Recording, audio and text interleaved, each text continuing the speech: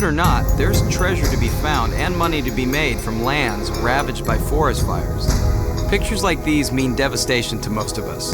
But these ferocious acts of nature are actually laying the groundwork for an enormous treasure trove, one that'll be reaped many months after these fires burn themselves out.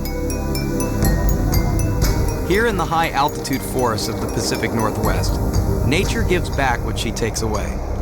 In the midst of this badly burned forest is a treasure there for the taking, a little delicacy called the morel mushroom. There's a multi-million-dollar-a-year industry devoted to getting them to gourmet markets and restaurants around the world. But first, these pickers have to search them out in the forest, where this elusive mushroom is most likely to be found.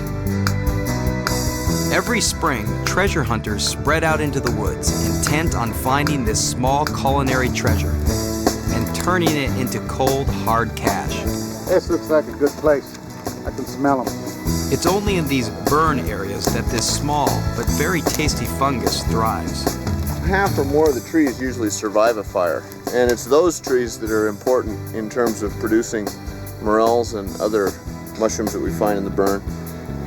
The tree root and the mushroom grow together, and the tree provides the mushroom with a source of food, and in turn the mushroom provides the tree with nitrogen, phosphorus, water. Just fill out the top information and then sign the bottom once you're done. Here in Glacier National Park in Montana, pickers must first get a permit from the Forestry Service, which can cost anywhere from $20 to $100. And because this is a treasure hunt that is open to pickers from both near and far, the information packets are written in over a dozen different languages. And you need to keep those on your body when you're picking. Thank you. You're welcome. Some of these pickers can earn into the tens of thousands of dollars during the short season, which usually runs from late spring to early summer.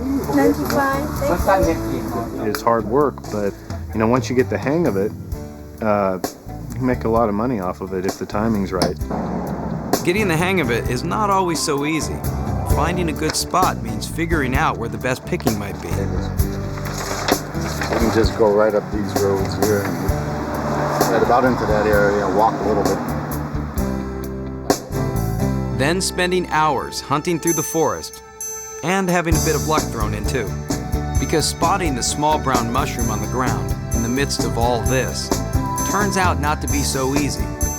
Could they be here? Or here? Or maybe here? Hey guys, there's some big ones over here. Nice.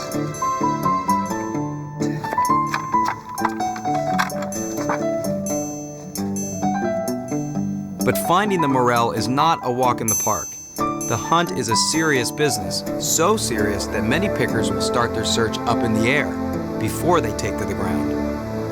The reason I go up in the plane is so that I can see things like access, how to get to the good areas.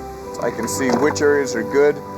I can see things that you wouldn't be able to see from the ground. Larry Evans is a morel enthusiast who follows the crop each season and tracks the prime growth areas from the air.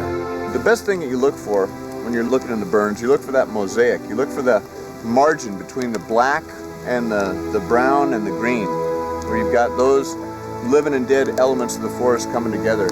And if you look out at the landscape of a fire, you'll see that's probably about 40% of the fire is like that. Hot diggity, about ready to eat. This seems like a lot of effort for a tiny and not so well-known mushroom. But listen to what a New York City chef has to say. Well, morels are unique in that they're wonderfully smoky and earthy, and the flavor is unlike any other mushroom that I know of. This is not only my favorite mushroom, but one of my favorite foods. Being that they're seasonal, I look forward every spring to my purveyor calling me and saying, "Mark, the morels are here." And even though they are pretty expensive right at the beginning of the season, I try to get them the day they come out. I'm going to take the salmon out now.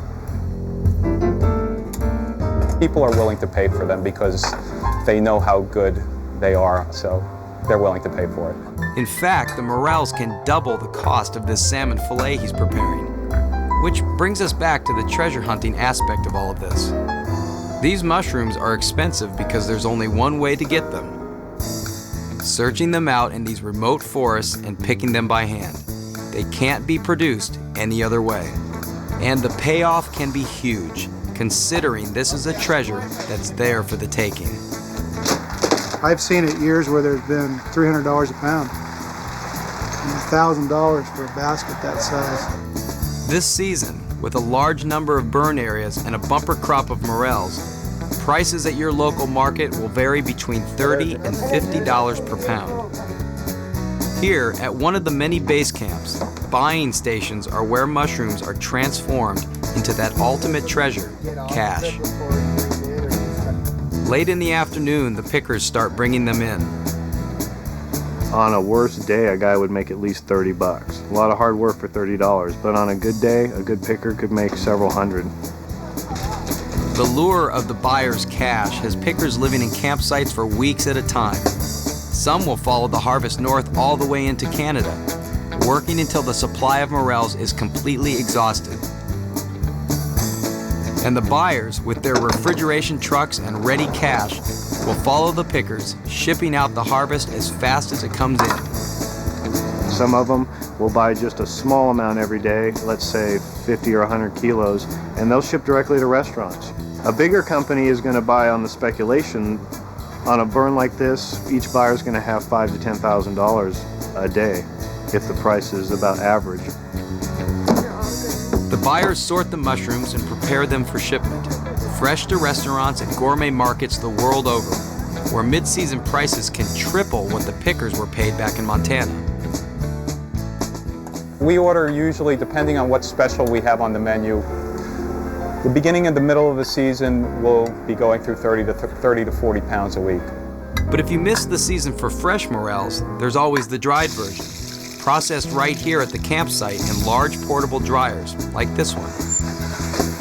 The dried morels, they came out of the dryer. We let them cool off, and then we put them in these bags and boxes. And liquid gold, dried gold. At $250 a pound, his description is not far off. I have such a need for them that I even do use the dried ones when they're not in season. And the dried ones are very good. They're even more intense and more smoky than the fresh ones, but the fresh ones are the best. And because it's such a short season, I just want to have them on my menu for the entire season. Fresh or dried, this is a hidden treasure for all seasons. One that's there for the taking and the tasting, whether you cook them over an open fire or in the kitchen of a gourmet restaurant. When I put them in a dish, it does bring up the food cost of a dish, and it does raise the price. So people are willing to pay for them because they really do like them, and we know how to prepare them, and they taste really good.